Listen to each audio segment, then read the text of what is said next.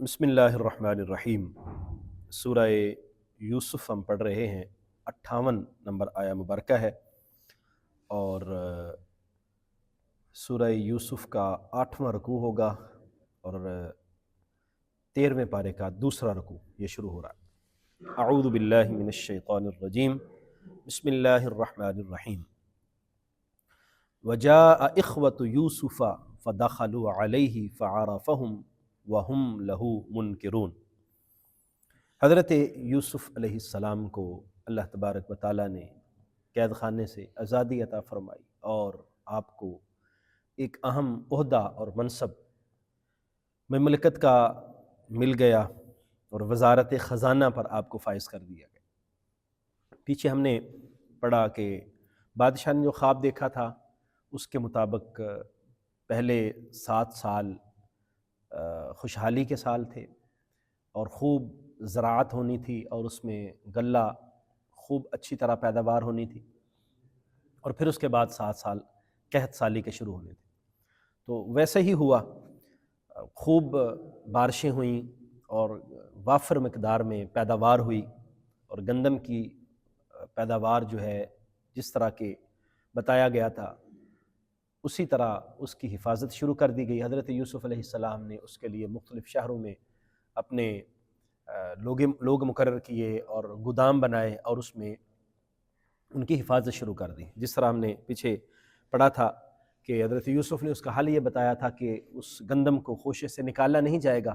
جتنا بس کھانا ہوگا اتنی نکالی جائے، باقی کو سٹے کے اندر ہی رہنے دیا جائے، گندم خوشے کے اندر ہی رہے گی، اسی طرح حفاظت کی جائے گی۔ آپ نے ویسا ہی کیا، اور اب مصر کی جو صورتحال تھی وہ بہت بہترین طریقے سے چلنا شروع ہو، قحط شروع ہو گیا، لیکن بہت اچھے طریقے سے۔ پہلے 1-2 سال تو باقی لوگوں کے بھی گزرتے رہے، لیکن ظاہر بات ہے غلہ ختم ہونا شروع ہو گیا۔ جب ارد گرد کے علاقوں میں غلہ ختم ہونا شروع ہو گیا تو سب کو یہ خبر ملی کہ مصر نے تو حفاظتی اقدامات پہلے سے کر لیے تھے اور ان کے پاس تو وافر مقدار میں غلہ موجود ہے، تو کیوں نہ ہم وہاں جائیں اور اپنے ضرورت کا سامان اور غلہ وہاں سے حاصل کریں۔ حضرت یوسف علیہ السلام نے اس کے لیے قیمتیں مقرر کر دیں کہ لوگ آئیں اور قیمتاً لیتے جائیں، اور آپ نے پہلے سے ہی یہ بھی اہتمام کیا ہوا تھا کہ اگر ارد گرد کے علاقوں کے لوگ آئیں گے مصر میں تو ہم ان کی ضرورت کو بھی پورا کر سکیں گے، اور اس طرح جو ہے وہ زرع مبادلہ کمایا جا سکے گا، ملک کی معاشی صورتحال کو بھی پورا کیا جا سکے گا۔ ہوتے ہوتے یہ بات جو ہے وہ کنعان تک بھی پہنچ گئی، یہاں حضرت یعقوب علیہ السلام اور آپ کا خاندان آباد تھا۔ ان کو پتہ چلا کہ ہمارے پاس تو یہ سامان ختم ہو رہا ہے لیکن مصر میں موجود ہے، اور قافلے وہاں پر جاتے ہیں اور وہاں ان کی ضرورت کی گندم بھی مل جاتی ہے۔ تو حضرت یوسف علیہ السلام نے اپنے بیٹوں کو تیار کیا کہ تم جاؤ اور جا کے غلہ لے کے آؤ، لیکن اپنا جو چھوٹے حضرت یوسف کے سگے بھائی تھے بنیامین جن کا نام تھا، ان کو اپنے پاس رکھا، بڑوں سب کو بھیج دیا کہ تم جاؤ اور جا کے سامان لے کے آؤ۔ تو یہاں سے یہ آغاز ہو رہا ہے۔ یہ تمہید باندھنے کی مجھے ضرورت اس لیے محسوس ہوئی کہ یہ سارا واقعہ چونکہ آیات مبارکہ اختصار سے بس ذکر ہو رہی ہیں اور ضروری امور اللہ تعالیٰ نے بیان فرما دیے، باقی چیزوں کو سکپ کر دیا، تو پیچھے سے ربط قائم کرنے کے لیے ساری تفصیل میں نے عرض کی۔ وجاء اخوة یوسف، یوسف کے بھائی آ گئے، فدخلوا علیہ، وہ ان کے پاس داخل ہوئے، ان کے دربار میں داخل ہو گئے۔ فعرفهم، حضرت یوسف نے ان کو پہچان لیا، وہم لہو منکرون، اور وہ حضرت یوسف کو نہ پہچان سکے۔ یعنی غلہ لینے کے لیے جب حضرت یوسف کے بھائی پہنچے تو آپ تقسیم کر رہے تھے، لوگوں کی جو ضروریات تھی ان کو دیکھ رہے تھے، تو آپ کے بھائی بھی آ گئے اور آ کے انہوں نے تعارف کرایا، جناب ہم یہاں سے آئے ہیں۔ تو آپ نے پہچان لیا کہ یہ تو میرے بھائی ہیں، لیکن ان کو پتہ نہ چلا کہ یہ یوسف ہے۔ پتہ بھی کیسے چلتا کہ کس طرح انہوں نے تو اپنے جو ہے وہ جان چھڑا لی تھی اور اپنی طرف سے یوسف علیہ السلام کو دور بھیج دیا تھا، اور سمجھا تھا پتہ نہیں کہاں معاملات ہوں گے اور ہماری جو ہے وہ معاملات ٹھیک ہو گئے ہوں گے، لیکن ان کو کیا پتہ کہ ہم جس کے دربار میں کھڑے ہیں وہ یوسف ہی ہے۔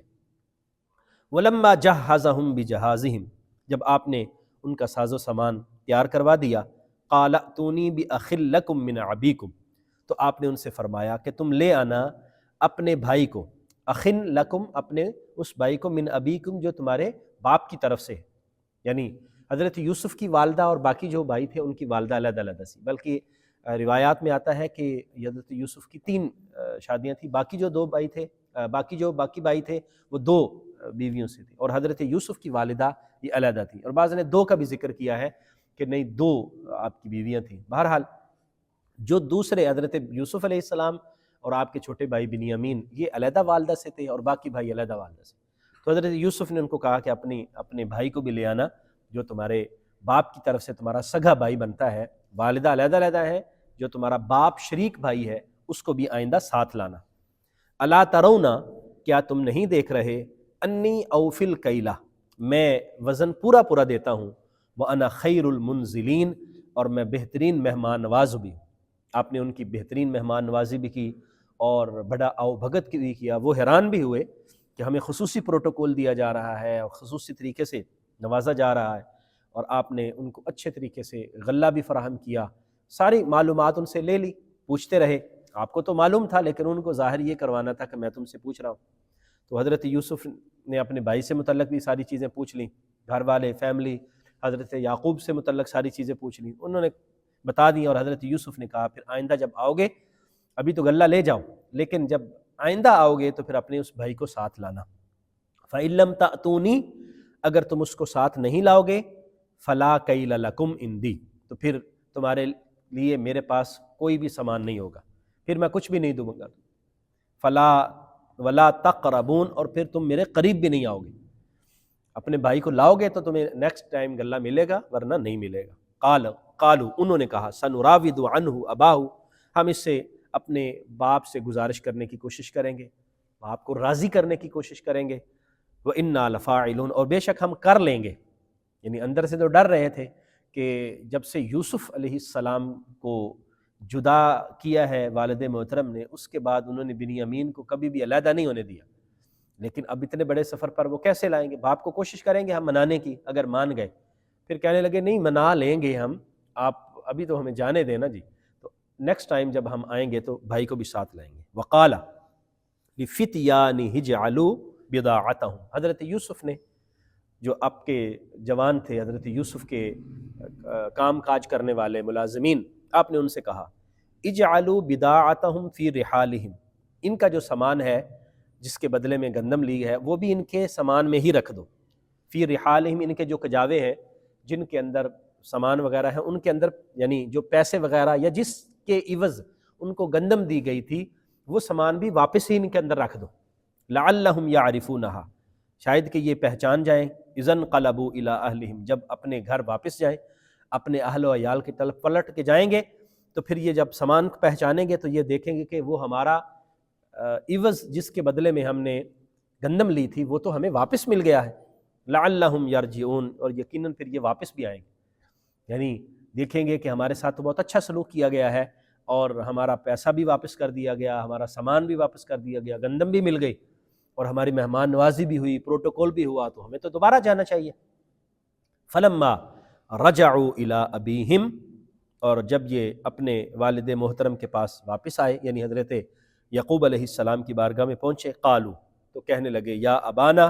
اے ہمارے والد محترم، منع منا الکیل، ہم سے سامان کو روک لیا گیا، یعنی نیکسٹ ٹائم ہمیں نہیں دیا جائے گا، ہمیں سامان آئندہ جو ہے وہ غلہ فراہم نہیں کیا جائے گا۔ فارسل معنا اخانا، ہمارے بھائی کو ہمارے ساتھ بھیجنا، نقتل، تاکہ ہم سامان لائیں، وَإِنَّا لَهُ لَحَافِظُونَ، اور ہم اس کی حفاظت کریں گے، آپ بے فکر ہو جائیں، اس کی حفاظت ہم کریں گے، آپ اس کو بنیامین کو ہمارے ساتھ بھیج دیجئے گا، کیونکہ وہ جو وزیر خزانہ ہے انہوں نے ہمیں یہی کہا ہے کہ اگلی مرتبہ تمہارا بھائی آئے گا تو پھر تمہیں غلہ ملے گا، وگرنہ تمہیں غلہ نہیں ملے گا۔ قال هل آمنکم علیہ، حضرت یعقوب نے فرمایا کیا میں تم پر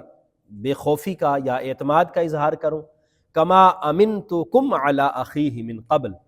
جس طرح میں نے تم پر پہلے اعتماد کیا تھا، یعنی جس طرح یوسف کے بارے میں تم پر اعتماد کیا تھا اور تم نے کہا تھا کہ یوسف کو بھیج دو، ہم کھیلیں گے اور ہم حفاظت کریں گے، تو میں نے یوسف کو تمہارے ساتھ بھیج دیا تھا، اور تم نے پھر آ کے کہا جی بھیڑیا کھا گیا یوسف کو، اور اب تم کہہ رہے ہو کہ اس کو بھائی کو بھی ساتھ بھیج دو۔ فاللہ خیر حافظا،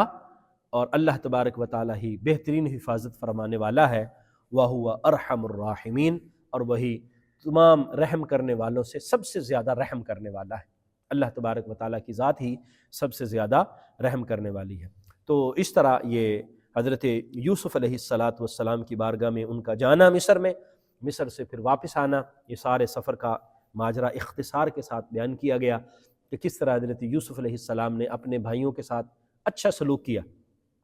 اور حالانکہ اگر آپ یہ چاہتے کہ ان کو پکڑ لیا جائے اور یہاں ان کو سزا دی جائے تو آپ ویسا بھی کر سکتے تھے، کوئی پوچھنے والا نہیں، لیکن آپ نے